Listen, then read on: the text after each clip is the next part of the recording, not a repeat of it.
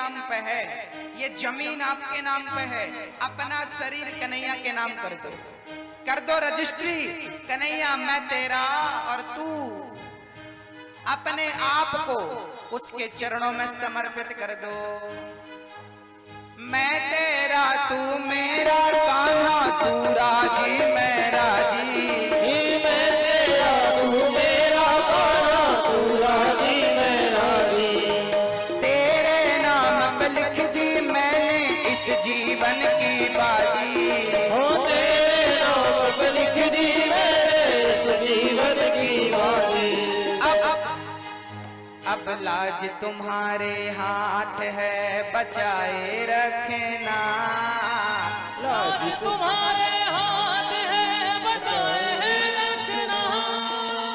लाज तुम्हारे हाथ है बचाए रखना। लाज तुम्हारे हाथ है बचाए रखना। मरते दम तक सेवा में लगाए रखना। मरते दम तक सेवा में लगाए रखना।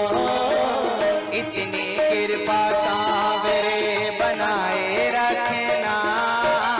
इतनी कृपा सांवरे बनाए रखना।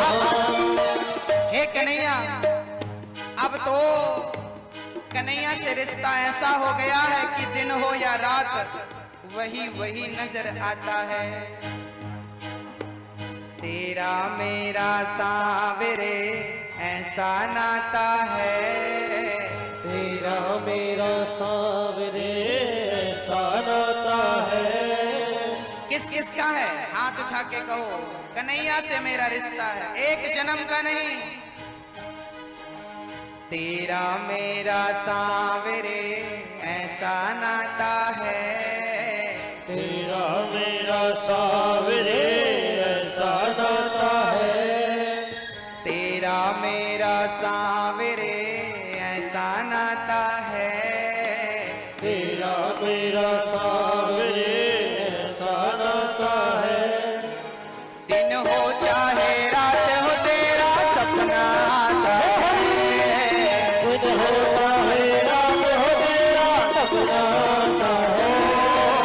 दिन हो चाहे रात हो तेरा सपना आता है। दिन हो चाहे रात हो तेरा सपना आता है। तेरा मेरा सांवरे ऐसा नाता है। दिन हो चाहे रात हो तेरा सपना आता है। दिन हो चाहे रात हो तेरा सपना आता है। सपने में आते हो कन्हैया, सपने में आते हो।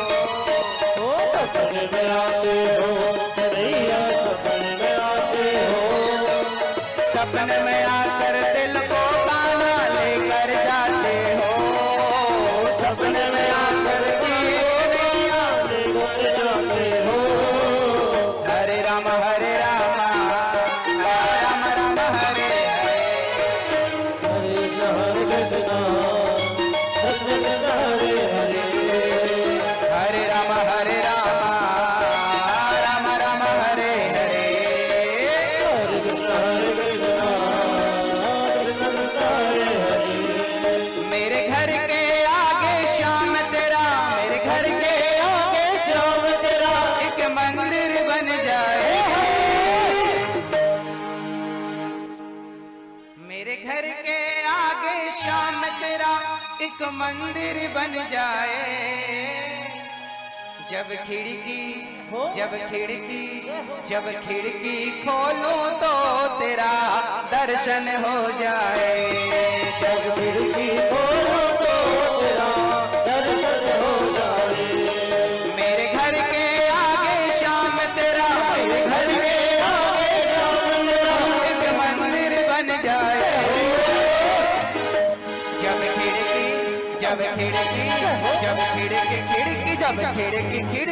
खिड़की खोलो तो तेरा दर्शन हो जाए।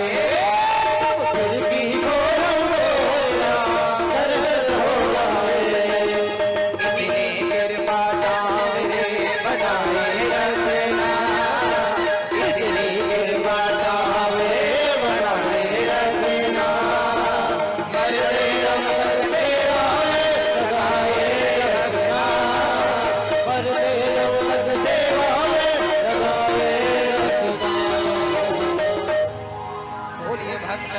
वत्सल भगवान की जय हो।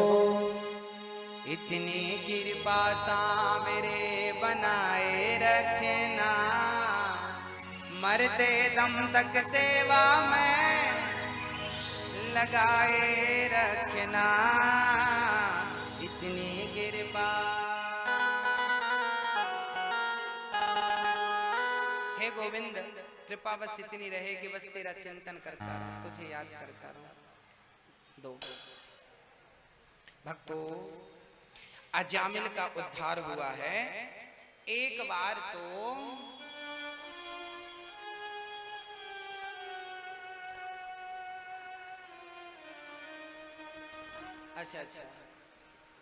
अच्छा आप लोग थक गए क्या?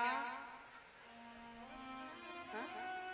नहीं, तो ये शोर होने लगा, हमें लगा कि थक गए। आज भगवान कृष्ण का जन्म है और भगवान के जन्मोत्सव का दर्शन किए बिना जाना मत। आज राम कथा भी सुनाएंगे आपको, बस राम कथा सुनाने वाले राम कथा की पावन चर्चा आपको श्रवण कराएंगे। एक बार इंद्र ने अपने गुरु का अपमान किया, जिसके कारण गुरुजी नाराज होकर चले गए। विश्वरूप के पिता त्वष्टा ने यज्ञ किया और इंद्र को मारने के लिए वृत्तासुर को भेजा। वृत्तासुर का इंद्र ने दधीची मुनि की हड्डियों से बनाकर वज्र से उद्धार किया। एक बार भगवान प्रहलाद के लिए नरसिंह बन करके आए। नरसिंह अवतार में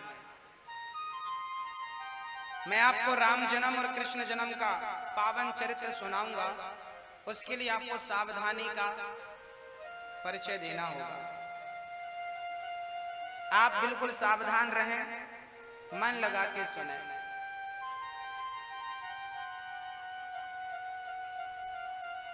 हाँ,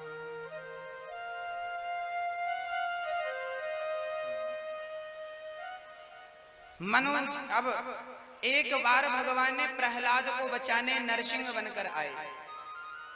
प्रहलाद के पुत्र का नाम था हिरण्यकश्यप के पुत्र का नाम था प्रहलाद। प्रहलाद जी उम्र में तो छोटे थे पर गुणों में बहुत बड़े थे। प्रहलाद जी ने छोटी सी उम्र में भगवान से इतना प्रेम किया कि भगवान सामने खड़े हो गए। हिरण्यकश्यप प्रहलाद को डराता था, धमकाता था, मेरे दुश्मन का नाम लोगे तो मैं मृत्यु दंड दूंगा। प्रहलाद जी बोले मार दो। जिस भगवान ने मां के पेट में 9 महीने तक मरने नहीं दिया, वो बचाने वाला है, तो क्या वो हमें मरने देगा? वो क्या मरने देंगे हमें? श्री प्रहलाद जी महाराज ने बड़े अद्भुत ढंग से बात रखी। प्रहलाद जी छोटी सी उम्र से ही नारायण नारायण नारायण नारायण जपते थे। प्रहलाद जी को पहाड़ से फेंक दिया। होलिका बहन लेकर बैठ गई, पर होलिका जल के भस्म हो गई। प्रहलाद का बाल भी बांका नहीं हुआ। तब से होली का त्योहार मनाने लगे हम लोग, है ना? होली का पावन त्योहार क्यों मनाया जाता है?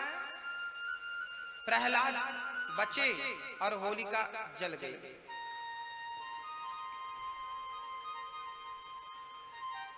प्रहलाद का बाल भी बांका नहीं हुआ। पढ़ने के लिए भगवान हिरण्यकश्यप ने भेजा संडामर्क के यहाँ। पढ़ने के लिए गए प्रहलाद जी।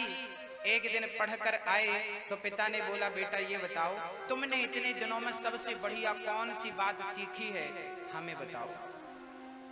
प्रहलाद जी ने कहा, पिताजी मैंने कुछ बढ़िया बढ़िया बातें सीखी हैं, वो मैं आपको सुनाता हूं। भक्ति कितने प्रकार की होती है, कौन बताएगा? भक्ति कितने प्रकार की होती है, आप बताइए। 9 प्रकार की। मैया आप बताओ कितने प्रकार की भक्ति? 9 प्रकार की होती है। कौन कौन सी? श्रवणं कीर्तनं विष्णु स्मरणं पादसेवनम् अर्चनं वन्दनं दास्यं सख्यमात्मनिवेदनम्।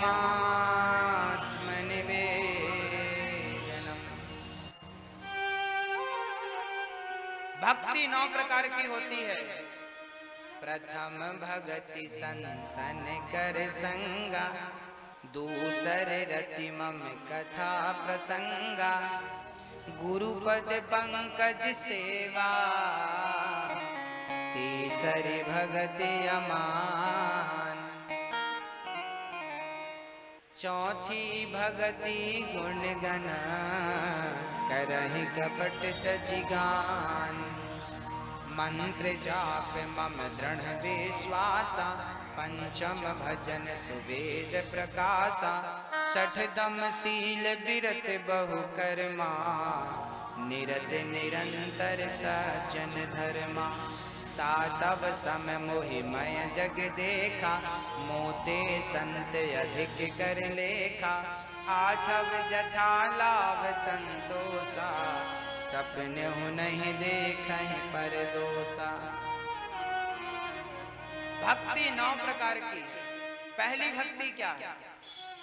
प्रथम भगति संतन कर संगा, संतों का संग करना, अर्थात संतों का संग करोगे तो क्या मिलेगी? सुनने को कथा मिलेगी। कथा श्रवण करना पहली भक्ति है। इसलिए भोजन रोज करते हो तो कथा भी थोड़ी थोड़ी सही रोज सुना करो, है ना? टीवियों के माध्यम से सुन सकते हैं। ये कथाएं हम जो कह रहे हैं ये YouTube पर आती है, आप YouTube पर मोबाइल पे लगा के सुन सकते हैं। कथाएं रोज सुननी चाहिए। आपके घर पे कितने मेंबर हैं, कितने सदस्य हैं? 5 लोग हैं, 4 लोग हैं, 6 लोग हैं, 8 लोग हैं, 10 लोग हैं। तो आप सारे घर वाले ना थोड़ा बैठा करो और एक साथ बैठ करके 10 मिनट 15 मिनट भगवान की चर्चा किया करो, ईश्वर का भजन किया करो। सारे लोग बैठ जाओ, आंख बंद कर लो और प्रेम से श्री कृष्ण गोविंद हरे मुरारी, हे नाथ नारायण वासुदेव, रघुपति राघव राजा राम, पतित पावन सीताराम कीर्तन करते रहो। नित्य आपको कीर्तन करना चाहिए, नित्य कीर्तन का सहारा लेना चाहिए। ज्यादा धन नहीं करना चाहिए। आजकल का आदमी इतना बिजी है, धन पत्नी बच्चों को छोड़कर क्या कमाता है? धन धन धन धन धन। कब तक कमाता है? बोले जब तक निधन नहीं हो जाता। कितना धन? ये धन धन धन धन धन धन करने वालों कब शांति मिलेगी? बोले जब धन नी मतलब नहीं, धन मतलब धन, धन ही नहीं बचा, निधन।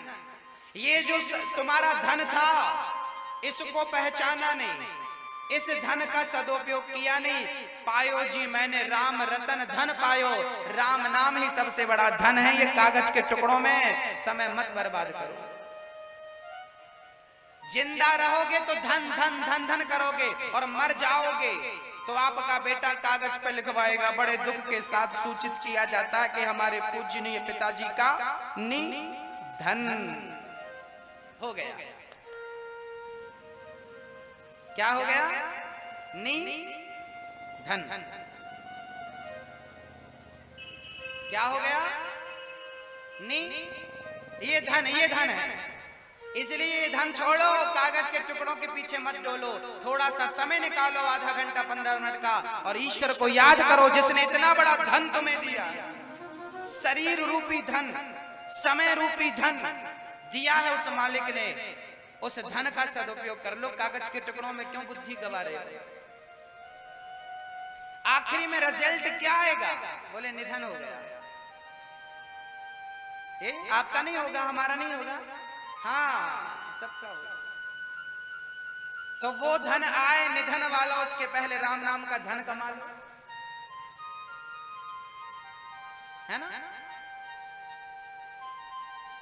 पहली भक्ति है कथा। पहली भक्ति क्या है? कथा सुनना। क्या है मेरी मां पहली भक्ति? कथा सुनना। प्रथम भगति संतन कर संगा, दूसर भगति, हाँ, दूसर रति मम कथा प्रसंगा। दूसरी भक्ति है कथा को प्रेम से सुनना। रति अर्थात प्रेम।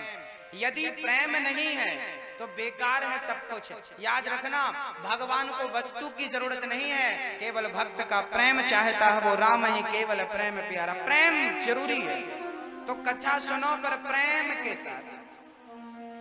गुरु जी की सेवा करना तीसरी भक्ति है। गुरु पद पंकज सेवा, तीसरी भक्ति अमान।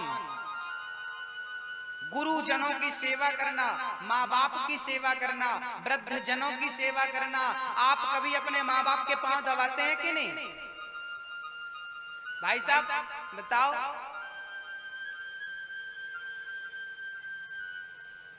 माता पिता के पांव दबाते हैं? नहीं, दबाया करो।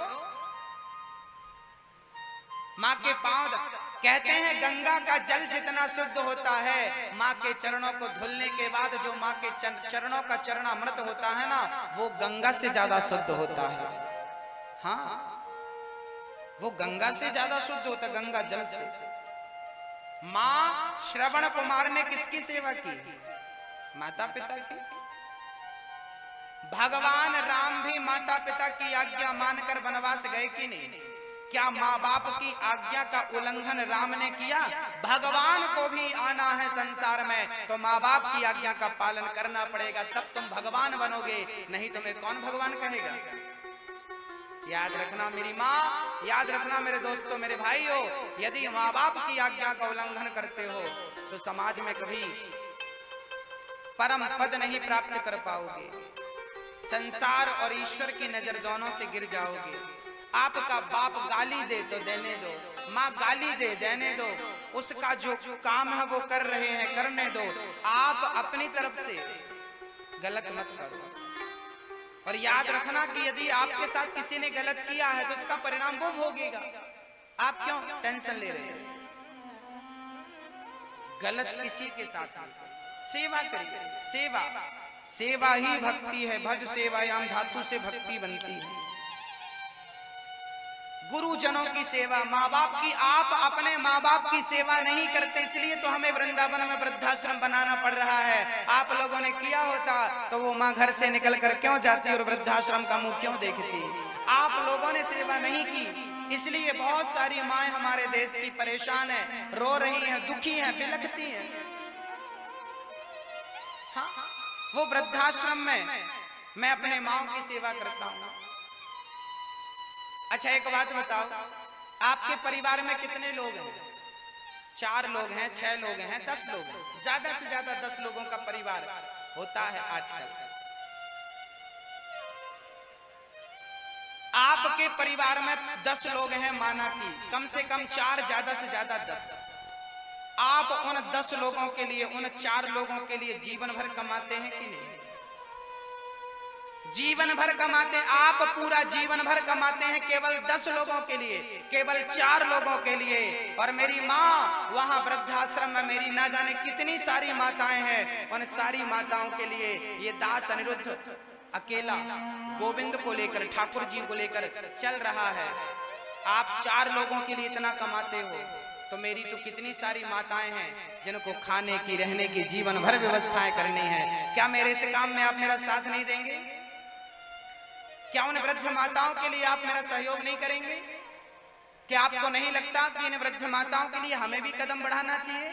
याद रखना मेरे भाइयों और मेरी माँ, आपको भी कह रहा हूं, जब मैं मरूंगा ना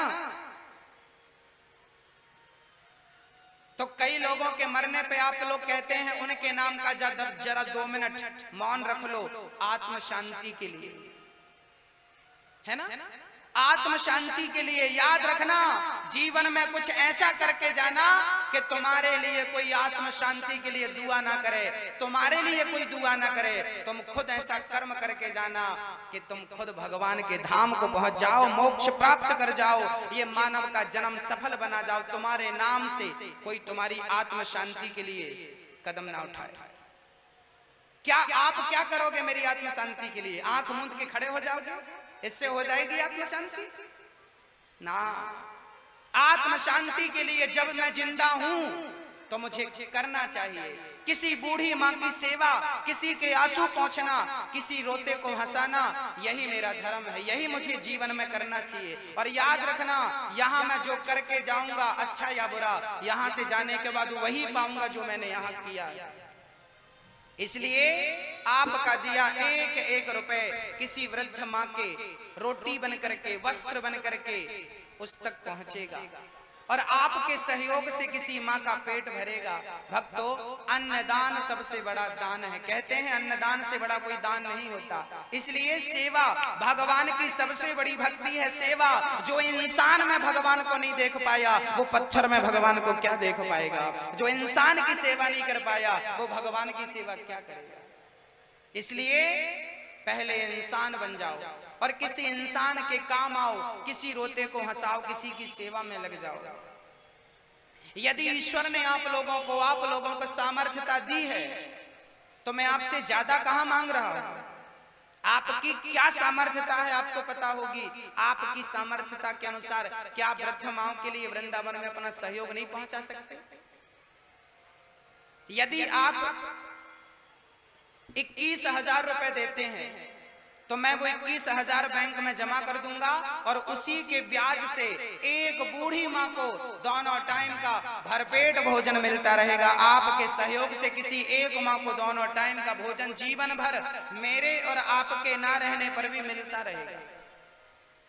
जो लोग वृक्ष लगाते हैं पीपल, और वैसे आज पता है क्या है? क्या है?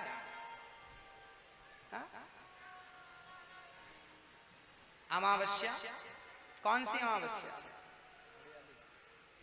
कहते हैं आज या कल, आप तो अब आज का दिन तो गया, कल वृक्ष जरूर लगाना। और आप जो वृक्ष लगाएंगे ना, पीपल का, वट वृक्ष, त्रिवेणी, लगा करके हम लोग तो मर जाएंगे पर वो वृक्ष जिंदा रहेगा। और जब तक वो वृक्ष रहेगा तो हमारे जाने के बाद भी वो छाया देता रहेगा कि नहीं? किसी चिड़िया का घोंसला, घर बनता रहेगा कि नहीं? किसी को फलदार लगाया तो फल देता रहेगा, जाने के बाद भी वो छाया फल देता रहेगा। ऐसे मैं चला जाऊंगा फिर भी 21,000 यदि देके गया तो वो एक माँ को दोनों टाइम का भोजन बन करके मिलता रहेगा। आपका दिया हुआ दान अमर हो जाएगा, अक्षय हो जाएगा। सावन का महीना चल रहा है, इसलिए मेरी प्रार्थना आप लोगों से कि जीवन में कुछ पुण्य करके जाओ।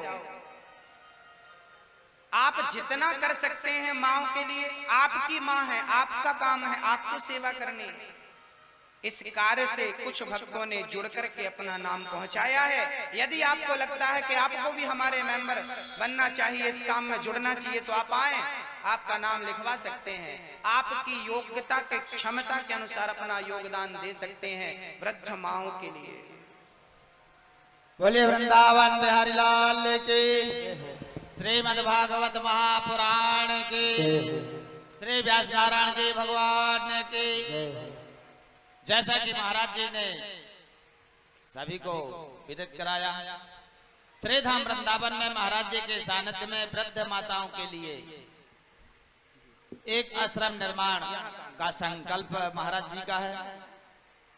महाराज जी का उद्देश्य है कि जो हमारी माताएं असहाय हैं, जिनका कोई सहारा नहीं है, जिनका कोई वारिसदार नहीं है, या जिनके बेटे प्रताड़ित करते हैं, अपने बेटे से, बहुओं से दुखी हैं, ऐसी माताओं को सहारा दे करके हम अपने जीवन की कमाई से इन माताओं की सेवा करेंगे। यही महाराज जी का लक्ष्य है। बहुत समय से महाराज जी अनेक स्थानों में कथाएं करते हैं। उन्हें इस बात का अनुभव हुआ कि वृद्ध माताएं वाकई में हमारे देश में दुखित हैं। आज हमारे समाज में एक बहुत बड़ी विडंबना है, या कहें तो आश्चर्य है। यदि चूहा पत्थर का हो मंदिर में या रास्ते में तो उसे फूल चढ़ाएंगे, उसकी पूजा करेंगे अवश्य। यदि वही चूहा घर में निकल आए तो जब तक मार नहीं लेते तब तक चैन नहीं लेते। इसी प्रकार सर्प यदि पत्थर का हो तो उसकी पूजा होगी। यदि पंडाल में निकल आए अभी तो 10 लाठियां मारने को तैयार हो जाएगी। माता पिता यदि तस्वीर में टंगे हों, माता पिता आपके घर में यदि तस्वीर में हो तो उनकी पूजा होगी, उन्हें फूल और मालाएं चढ़ेंगे, नहा करके आएंगे तो जल छिड़केंगे।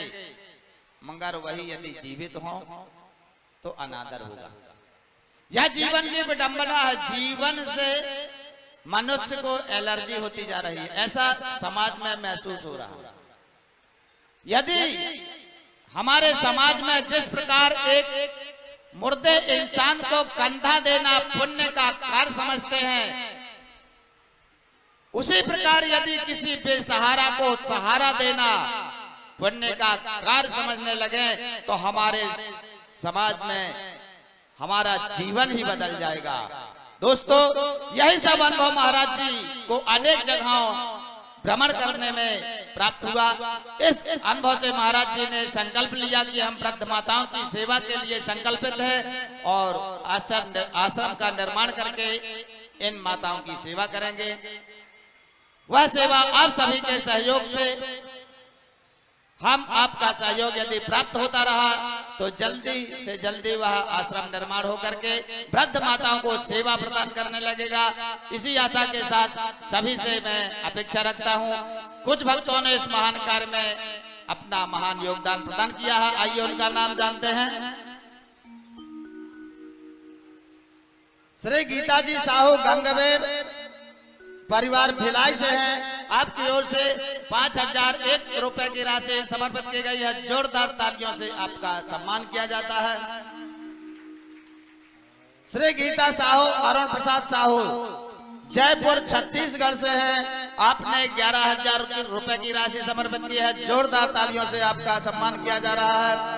श्री मोहन जी वर्मा दिल्ली से हैं। आपने 501 रुपए की राशि भेंट की है। श्री अभिषेक कुमार पुत्र सुषमा कुमारी सोनाली रेवड़ी से हैं। आपने 21,000 रुपए की राशि समर्पित करके सदस्यता ग्रहण की है। जोरदार तालियों से आपका भी सम्मान किया जा रहा है। भक्तों, दान का महत्व शास्त्रों में बहुत गहरा है। दान का प्रभाव क्या होता है, थोड़े से शब्दों में आपको हम समझाते हैं। आप सभी भोजन तो करते होंगे, भोजन तो लगभग सभी लोग करते होंगे। भोजन करने के समय 3 वस्तुएं प्राप्त होती हैं तत्काल में। क्या आपने अनुभव किया है? कोई यदि अनुभव किया है तो हाथ ऊंचा करें जरा। किसी ने अनुभव नहीं किया। भोजन करने के तत्काल बाद हमें भोजन करने के साथ ही तृप्ति प्राप्त होती है। हम तृप्त हो जाते हैं, पुष्टि प्राप्त होती है। हमारे शरीर में हमारा शरीर पुष्ट होता है। और तीसरी क्षुधा की शांति होती है, हमारी भूख भाग जाती है। ये 3 चीजें एक साथ प्राप्त होती है। ठीक उसी प्रकार किसी को दान देने से, किसी अच्छे कार्य में द्रव्य को लगाने से 3 वस्तुओं की प्राप्ति होती है तत्काल। क्या? सुख, समृद्धि और आरोग्यता। दान दे करके हम सुख को का अनुभव करते हैं, हमारे घर में समृद्धि होती है और आरोग्यता। जब हम आरोग्यता को प्राप्त करेंगे हम स्वस्थ रहेंगे। इस प्रकार दान दे करके जे तत्काल प्राप्त होते हैं, इनमें कोई संदेह नहीं है। काफी जगह हमने ऐसा देखा है और अनुभव भी किया है। तो दान दे करके अपने धन को पवित्र करके और ऐसे बूढ़ी माताओं की सहायता करके अपने धन को पवित्र कीजिएगा। श्री शिव शंकर जी की माता जी की ओर से गुप्त रूप में कुछ राशि प्राप्त हुई है। जोरदार तालियों से आपका सम्मान किया जा रहा है। जिन भक्तों को भी इस महान कार्य में हाथ बटाना हो, क्योंकि महाराज जी की कथा यूट्यूब में टीवी चैनल के माध्यम से सदा प्रसारित होते रहते हैं और टीवी यूट्यूब में के माध्यम से भक्तगण अपने घर में देख करके इस कार्य में सहयोग प्रदान करते हैं, जिनका नाम मैं आपके समक्ष घोषित कर चुका हूं। अब आगे बारी आपकी है, आप भी आइए और सहयोग प्रदान कीजिए, अपने गांव का नाम रोशन कीजिए। धन्यवाद। जय श्री कृष्णा, जय श्री राम।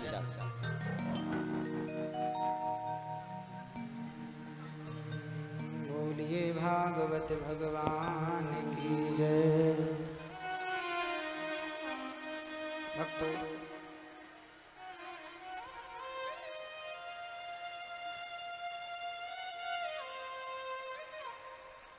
बैठ जाइए, सभी लोग शांति से बैठ जाइए। अभी जन्मोत्सव की चर्चा बाकी है। सभी माताएं बैठ जाएं, बैठ जाइए, बैठ जाइए। भक्तों,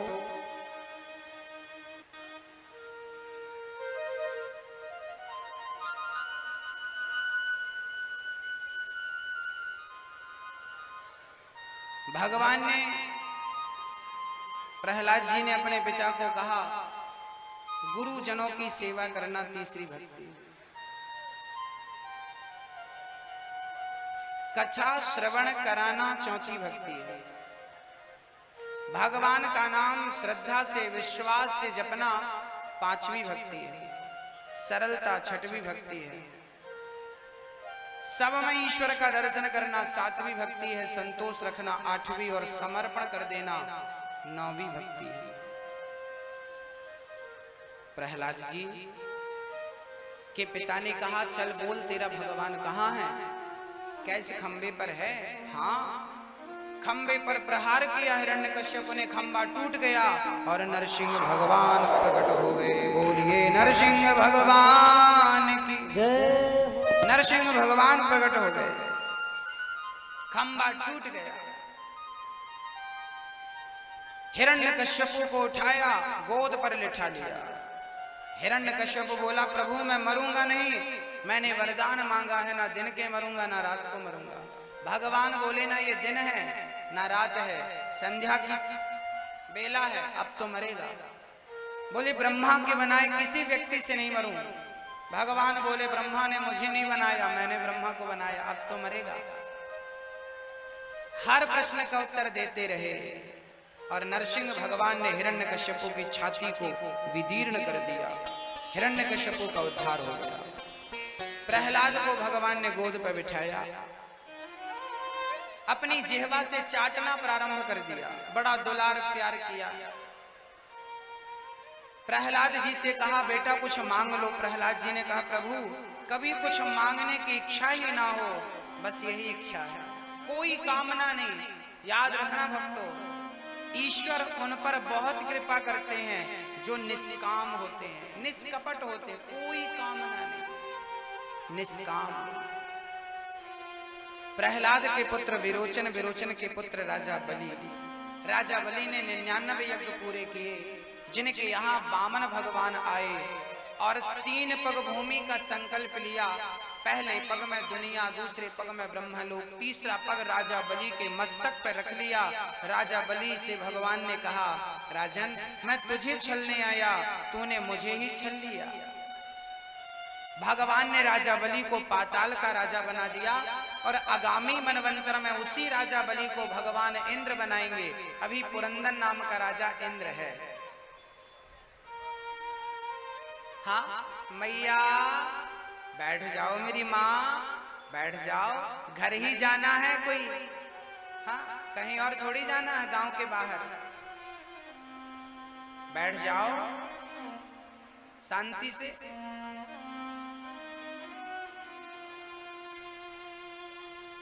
बैठ जाइए।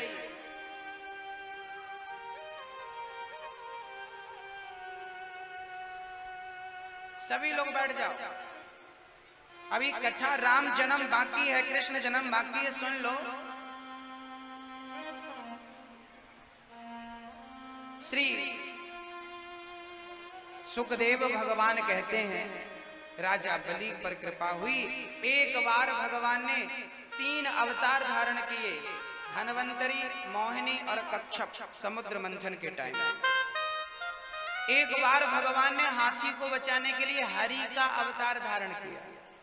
एक हाथी का पांव मगर ने पकड़ लिया। अब वो हाथी बुलाए, भगवान से कहता है हाथी, ओम नमो भगवते तस्मै यद एतच्चिदात्मिकं पुरुषायादि बीजाय परेशायाभिधीमहि।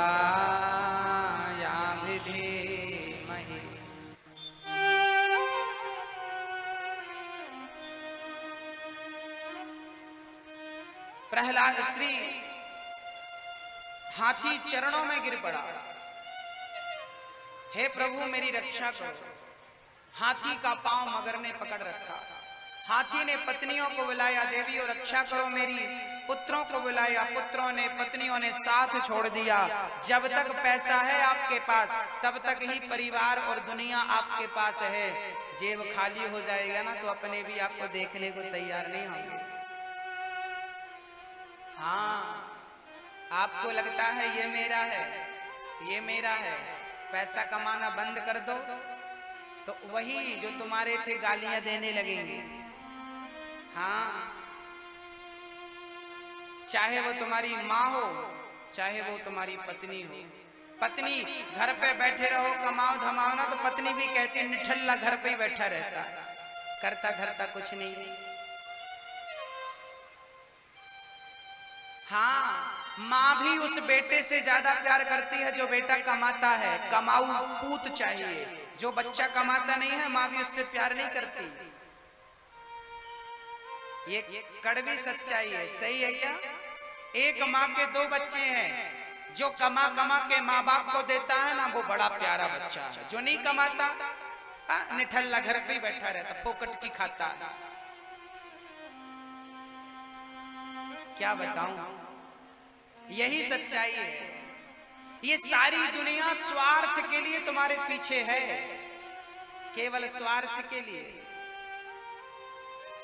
स्वार्थ खत्म, कोई देखता नहीं तुम्हारी तरफ। हाथी ने हाथ जोड़ करके भाव से कहा प्रभु मेरी रक्षा करो। अब आप कहेंगे महाराज हाथी कैसे हाथ जोड़ेगा? भाव से, अंदर से कल्पना कर रहा कि मैं चरणों में हूं।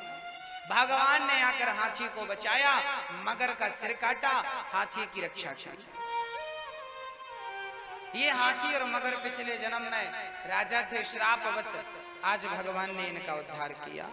एक बार भगवान ने मछली बनकर के सत्यव्रत नाम के राजा को ज्ञान दिया और मत्स्य अवतार कहलाए।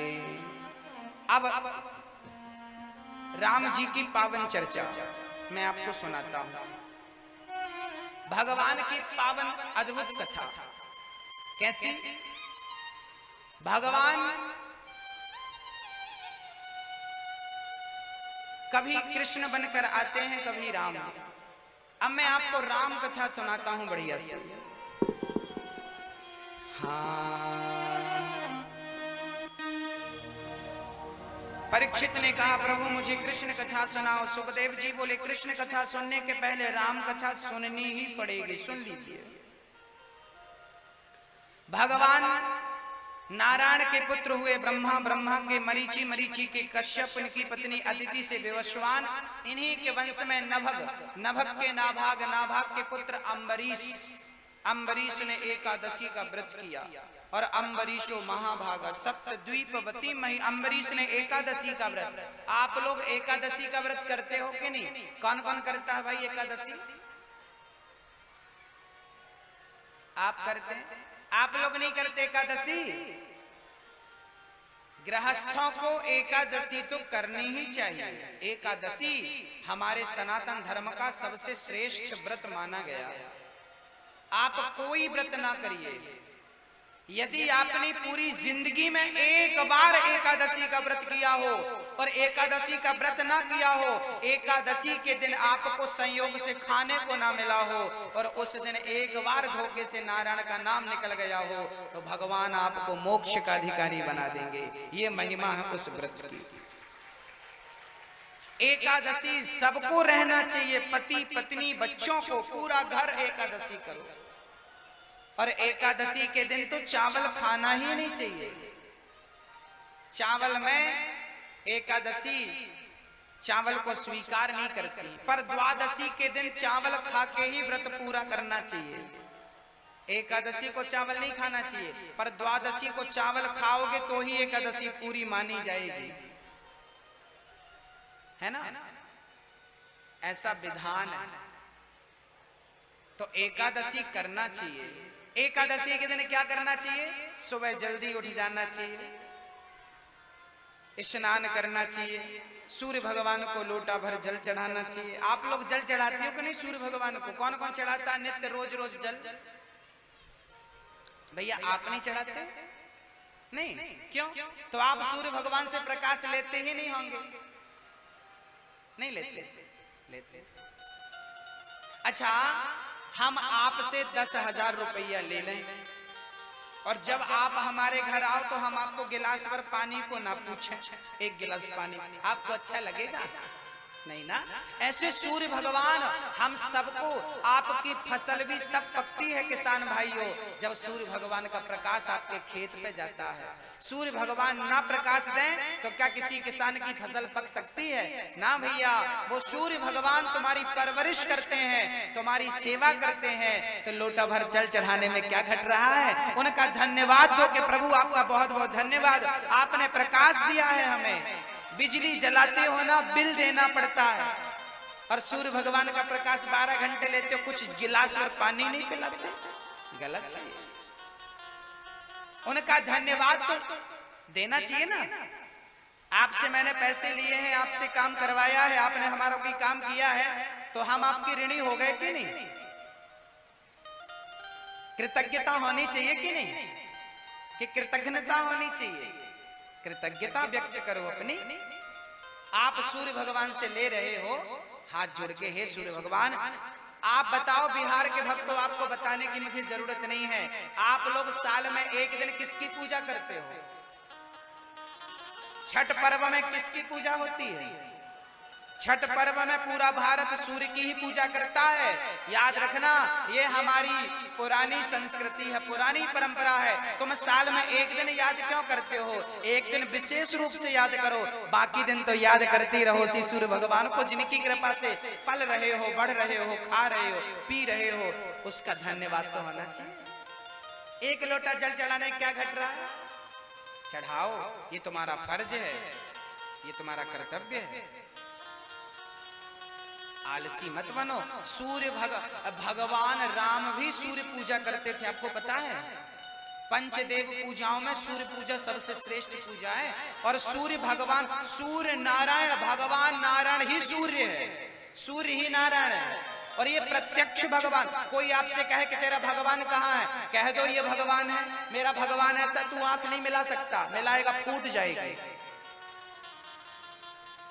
मेरा भगवान है ये प्रत्यक्ष भगवान, रोज आता है, शाम को चला जाता है। अभी चले गए, रात को विश्राम, कहीं और प्रकाश बिखेर। अमेरिका में दिन हो रहा होगा, यहाँ पर रात, वहां पर दिन।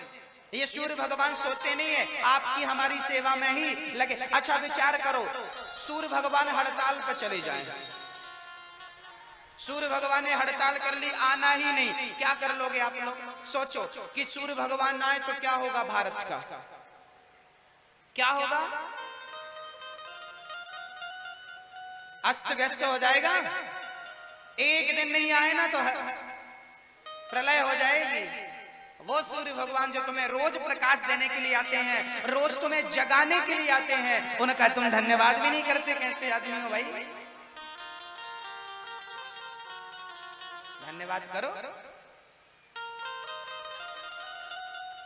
तो कौन कौन चढ़ाएगा कल से सवेरे से जल सूर्य भगवान को?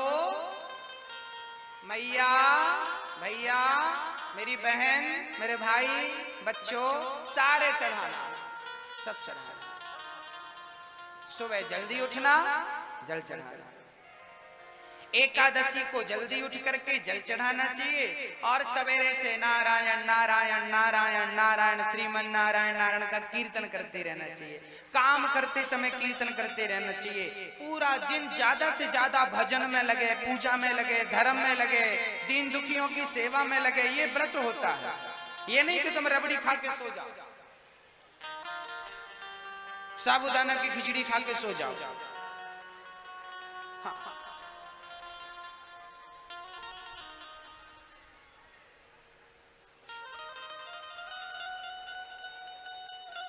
एकादशी का व्रत राजा नभक करते थे। इन्हीं के वंश में हुए हैं श्री खटवांग, खटवांग के पुत्र हुए हैं दीर्घबाहु, दीर्घबाहु के पुत्र हुए हैं रघु, रघु के पुत्र हुए हैं अज, अज के पुत्र हुए हैं दशरथ। दशरथ जी का बुढ़ापा आ गया पर संतान नहीं थी। चार चार बच्चे होंगे आगे, पर अभी एक भी नहीं है। दशरथ जी की कितनी पत्नियां थी? कितनी? मैया बताओ कितनी पत्नी थी दशरथ जी की? ये आगे वाली। अच्छा अच्छा, अभी तो 10 बोल रही थी, पहले 10 बोला फिर देख के 3 बोल दिया। कितनी? राम जी की कितनी पत्नियां हैं? इनसे पूछो, जबरदस्ती बोलती हो, इनसे पूछो कि राम जी की कितनी पत्नियां हैं और लक्ष्मण जी की? पड़ोसन बता रही है ना, नहीं वो ये भी कहे कि राम की भी 10।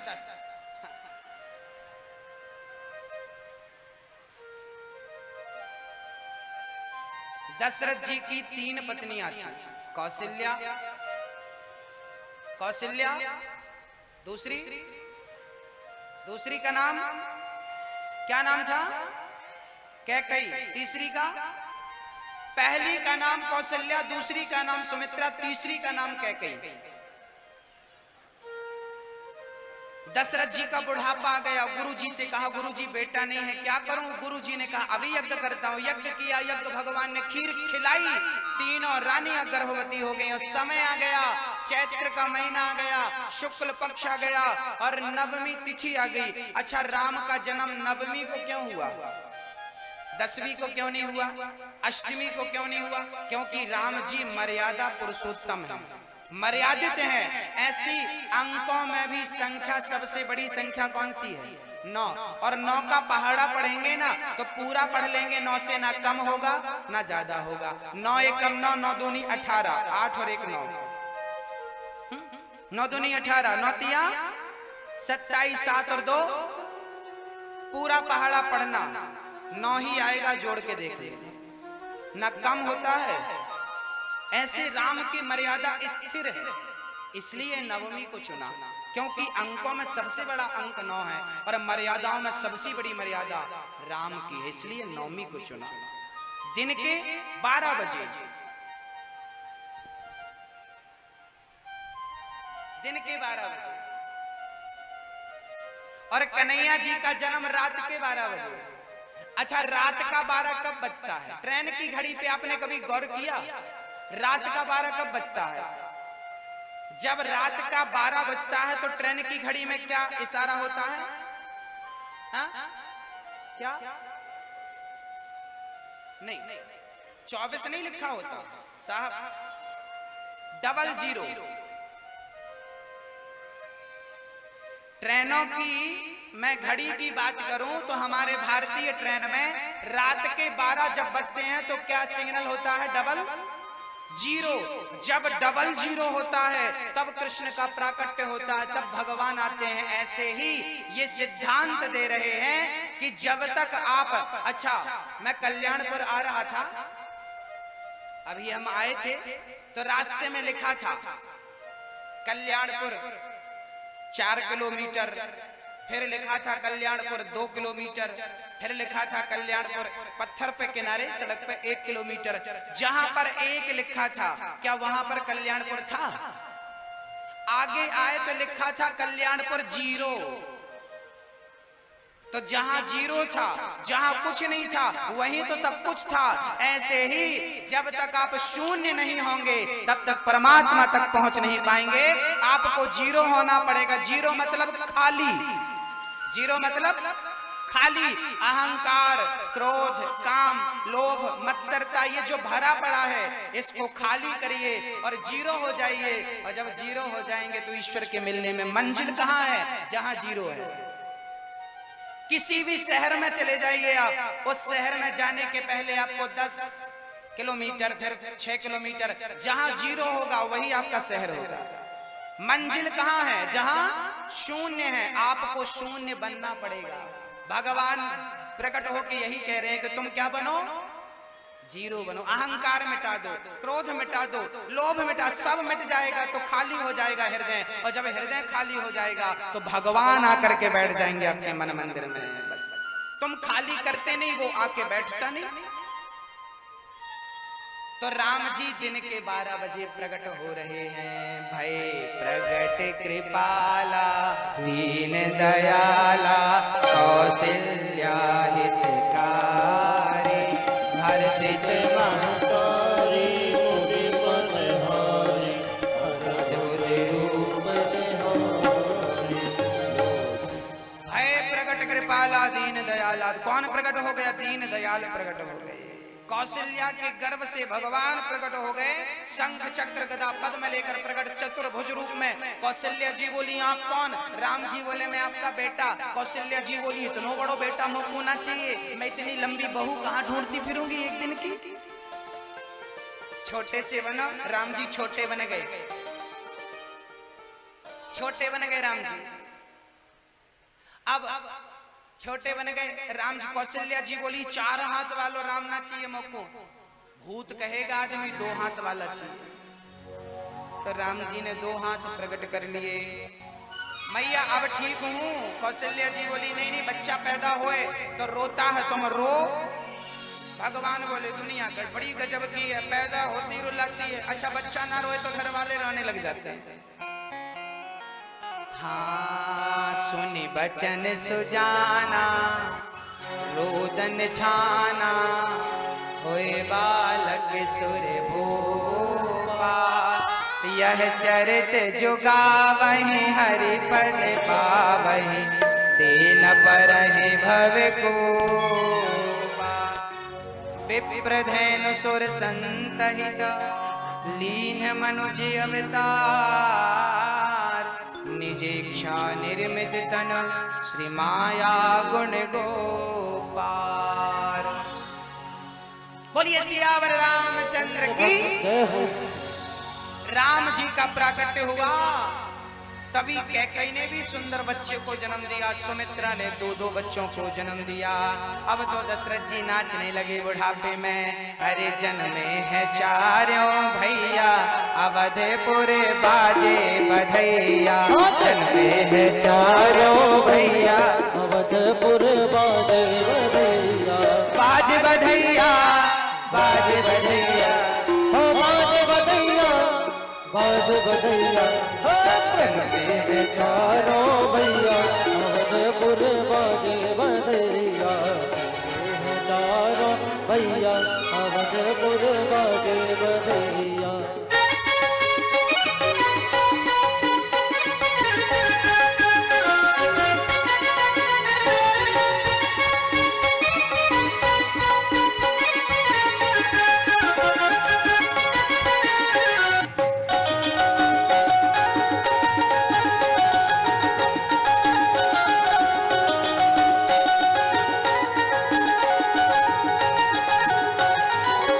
जगमग जगमग दियला जलत है।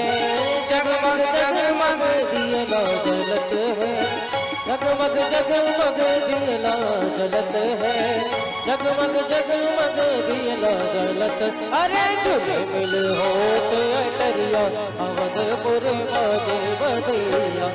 मिले होत करिया अवधपुर बाजे बधैया। जन्मे है चारों भैया अवधपुर। राम जन्म की बधाई हो, भारत जन्म की बधाई, लक्ष्मण शत्रुघ्न के जन्म की लाखों लाख आपको बधाई। अब राम कथा भागवत में बहुत छोटी सी है, मैं आपको छोटी सी कह के ही आगे बढ़ूंगा। समय मिलेगा तो मैं कल विस्तार करूंगा राम कथा का। अब राम जी का जन्म, अब गुरु राम जी थोड़ा बड़े हुए, विश्व भरण पोषण कर जोई, ताकर नाम भरत सोई, जाके सुमिरन तेरु पुनासा, नाम शत्रुघ्न वेद प्रकाशा। चारों भाइयों का नाम रखा।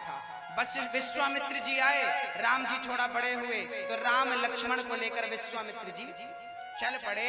तो ताड़का को मारा एक ही बाण, प्राण हर लीन्हा, दीन जान दे निज पद दीन्हा। एक ही बाण से राम जी ने ताड़का को मारा, अहिल्या का उद्धार किया और सीधा सीता स्वयंवर में राम जी कहां गए? कहां गए राम जी?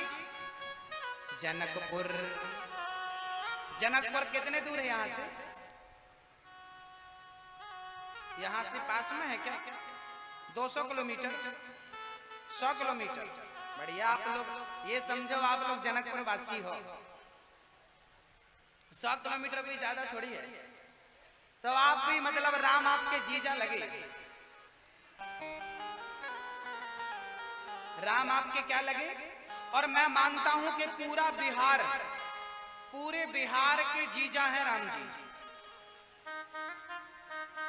आपकी बहन का नाम क्या है? यह हमारी बिहार के जो भगत है ना, ये सीता को अपनी बहन, और जो जो जो यूपी उत्तर प्रदेश के लोग हैं वो राम को अपना भाई। तो भाई यूपी के जीजा हो गए, यहाँ के साले हो गए। तो राम, आप तो सीता के भाई बन गए ना, और वो राम के भाई। चलिए अब राम जी और सीता का क्या संवाद है मैं आपको सुनाता हूं। बिहारी आदमी बड़ा चतुर होता है, वाक चतुरता यहाँ की अच्छी है। अब देखो, जब राम जी आए ना, तो राम जी आए तो राम लक्ष्मण खड़े थे, तो सीता की सहेलियां, बिहारी सहेलियां बोल रही हैं। सहेलियां बोली, सुनो कभी अयोध्या मत जाना। क्यों? और जाना भी तो खीर मत खाना। ये बिहार की सखियां बोल रही हैं। प्यार की गालियां, शादियों में गारी होती है ना, गाली, वो गालियां दे रही हैं सखियां। सुनो सखियों, राम को सुना सुना के सखियां कह रही हैं, सुनो कि अयोध्या जाना, कभी अयोध्या मत चली जाना। क्यों? और जाना तो खीर मत खा लेना। क्यों? बोले वहां पे खीर खाने से बच्चे पैदा हो जाते हैं। तो लक्ष्मण जी भी बोले, लक्ष्मण जी बोले सुनो, धोखे से बिहार मत चले जाना। क्यों? और बिहार जाना तो जनकपुर मत जाना। बोले क्यों? बोले यहाँ तो खीर खाने से पैदा होते हैं, वहां खेत जोतने से बेटियां पैदा हो जाती हैं।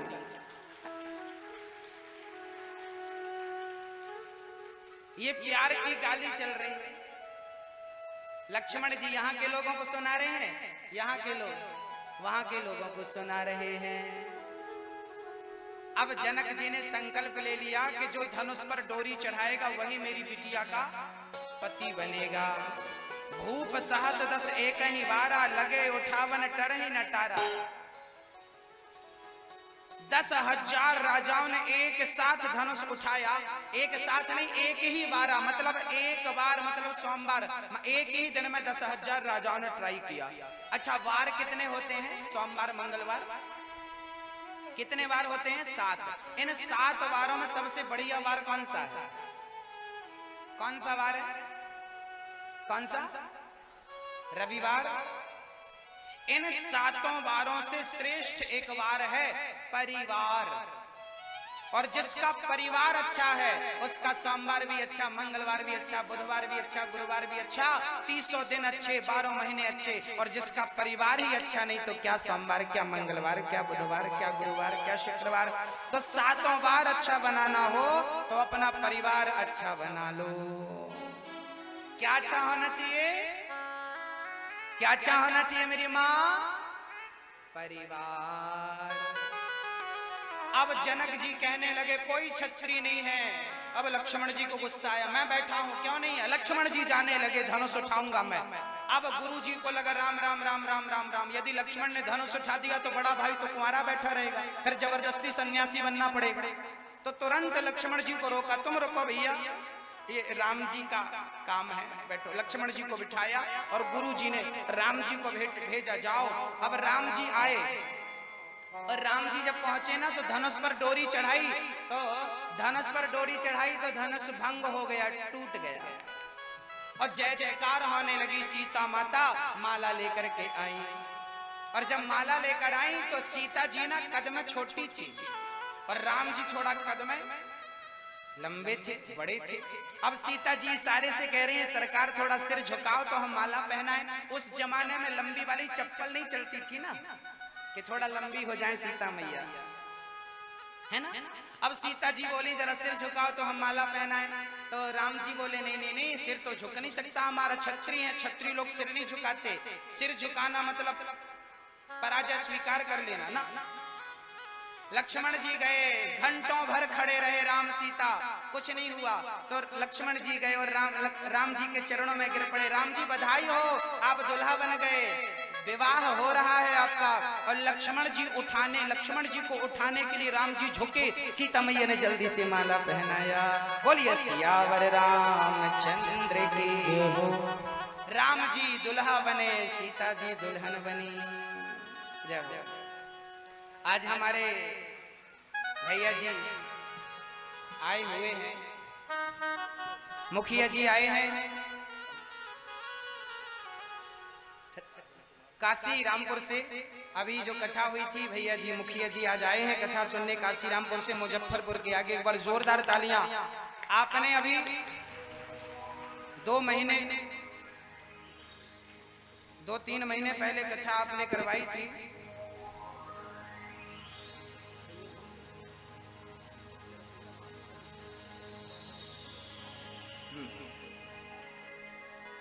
अब राम जी दुल्हा बने हैं, मैं आपको बताता हूं।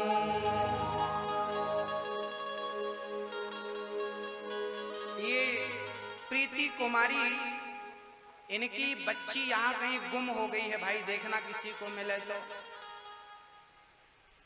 होगी यहीं भीड़ में। माँ बाप थोड़े लापरवाह हो जाते हैं बच्चों के प्रति, सावधान रहा करिए, बच्चों को छोड़ा मत करिए। अब राम जी कैसे हैं मैं जरा एक भजन के माध्यम से सुनाऊं। हो चारों दुल्हा में हो बड़का कमाल सखिया, चारों दुल्हा मस्त सुंदर, पर चारों में सबसे बड़ा आज मिथिला नगरिया निहाल सखिया। आज मिथिला नगरिया निहाल सखिया। चारों दुल्हा में बड़का कमाल